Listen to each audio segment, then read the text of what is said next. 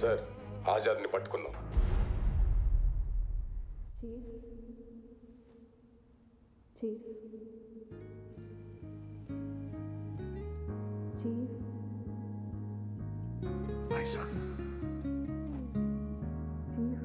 ఈ మిషన్ చాలా ఇంపార్టెంట్. వెళ్ళు. Chief, good to go.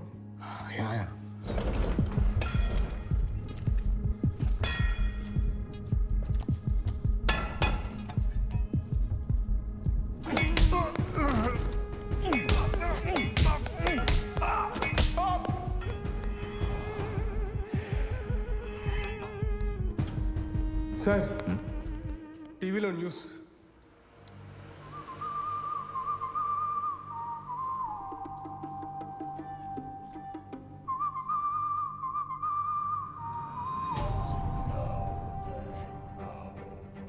Live ఇది. మీకందరికీ నేను విక్రమ్ రాథోడ్ అని పేరుతో తెలుసు. Hey guys, it's Vikram Rathod again. Hey, live వచ్చింది, లైవ్. ఈ మొత్తం బేలంవాడ మహిళా జైలంతా మా కంట్రోల్లో ఉంది. ఇక్కడుండే 6,000 మంది ఖైదీలు మా కుప్పిట్లో ఉన్నారు. నిన్న డిమాండ్ సెంటర్ చెప్పడానికి 10 గంటలకి మళ్ళీ మీ ముందుంటాను. లైవ్. ఈలోగా మాతో మాట్లాడడానికి వ్యవస్థ సరైన నెగోషియేటర్ని పంపిస్తుంది అనుకుంటున్నాను. అదేలా రాత్రంతా మా కస్టడీలో ఉన్నా తెల్లారు 6 కల్లా లైవ్లోకి వెళ్ళి వచ్చావురా నువ్వు? నీ డూపాడు తర్వాత మాట్లాడతాను చెప్పారా? వెళ్ళి ఎక్కడి నుంచి రై 2 చోట్ల ఎలా దేనికురా? టీవీలో వచ్చింది సింబా, ఈయన బుపాసా. ఏ సమోసా? నువ్వు టీవీలో చూసినోడు సింహం బిడ్డ. నీ ముందుంది సింహం. ఎలారా? నా చేతులతో నేనే కదరా నేను చంపింది. చంపావు, కానీ ఆ రోజు చావడానికి మూడు లేదురా. మూసుకోరా నువ్వు. 1-2 సార్లు కాదురా, 5 సార్లు కలిశాను కదరా నిన్ను.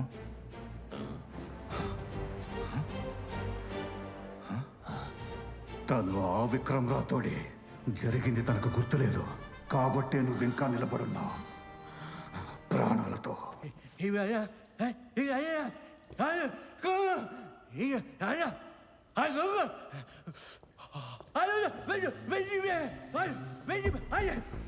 అర్థమైందిరా? నెత్తి మీదకి ఎక్కు మాత్రం.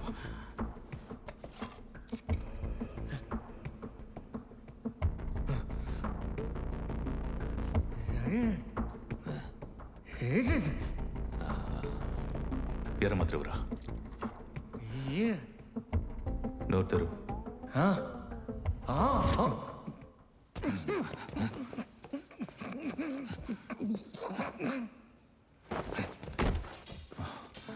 డ్రామాలు చేయొద్దురా తోట. నేనెవరో తెలియదురా నీకు. చూడరా,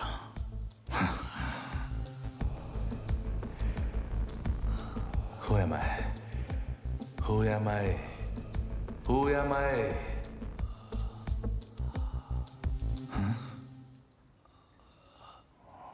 Santa Claus.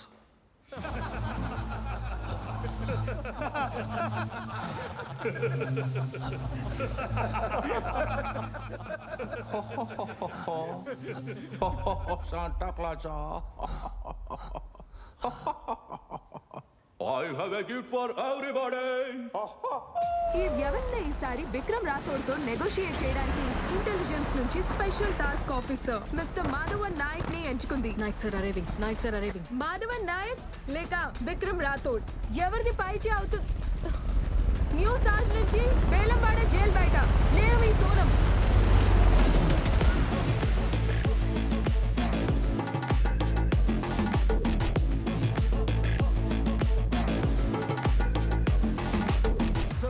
Walkie sir. What? Nayak sir. नायक नहीं खल नायक हूँ मैं.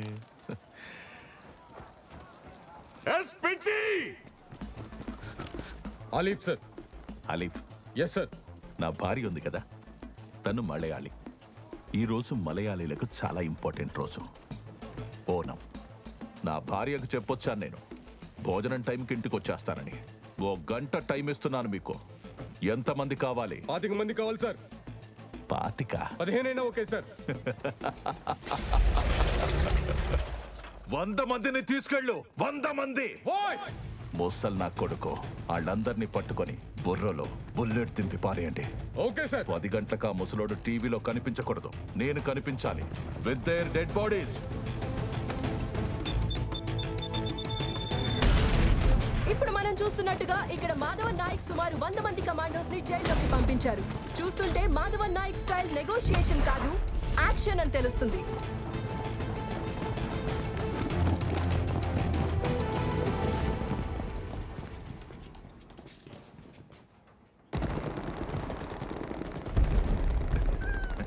నేను చెప్పాను కదా, ప్రెస్ వాళ్ళని పిలిచి డెడ్ బాడీస్ కవర్ చేయమని చెప్పండి.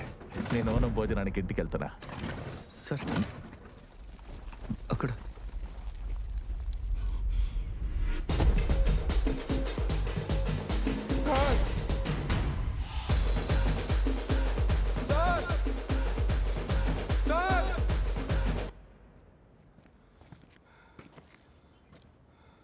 చేతులు దించా. ప్యాంట్ ఎక్కడా? అమ్మాయిలు ఎక్కడున్నారు? Call the girls. గర్ల్స్,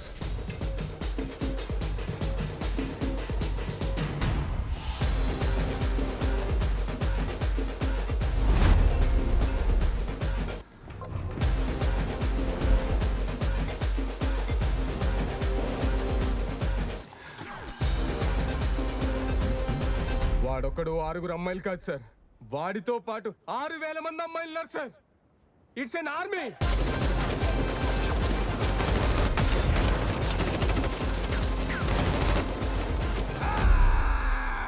అతను ఇంకో మాట చెప్పాడు సార్. ఏంటి?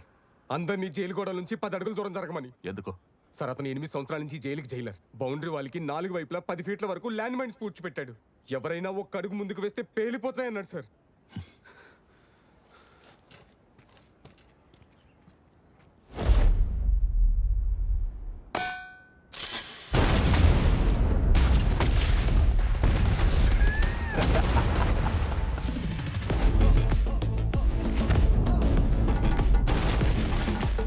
అంటే ఆడు మంచోడే, అబద్ధాలు చెప్పి భయపడలేదు.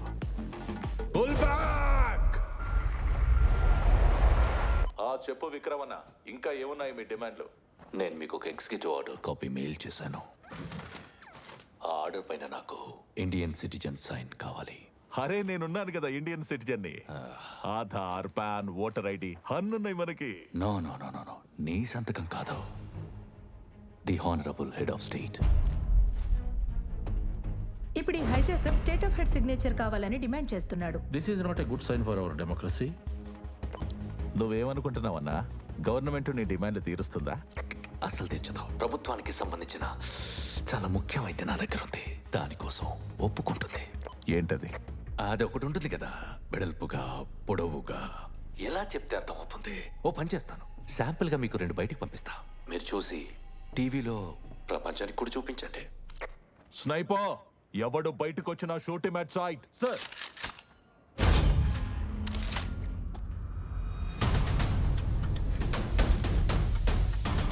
King Khan, bullets rain down like it's thunder. Ready or not, she got the Glock, she'll put you under. You know it game time on the front line till it's over. Deep in the trenches for ya, like a soldier. Sir, should I?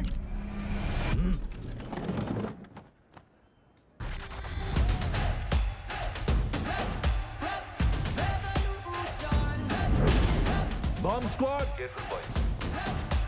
Now let's try to open this. లోపలేముంది? ఈ పని నేను నాన్న కలిసి చేస్తాం. మరి మేమేం చేయాలి? ఈ డ్రగ్స్ ను మనం కబ్జా చేయబోతున్నాం. వీటిలో 140 కోట్ల దేశ ప్రజల భవిష్యత్తు ఉంది.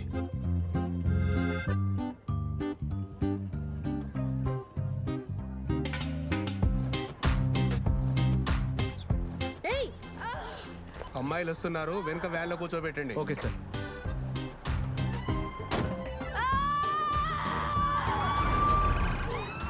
అరే ఏమైంది? అమ్మాయా అబ్బాయా? గన్ను. ఈ ట్రక్లో డబ్బులు, ఇందులో మీకు కావాల్సినవి ఏమీ లేవు. బస్ మాకు తెలుసు, మాకు కూడా అవే కావాలి. లోపలేముంది? Sir voting machine sir.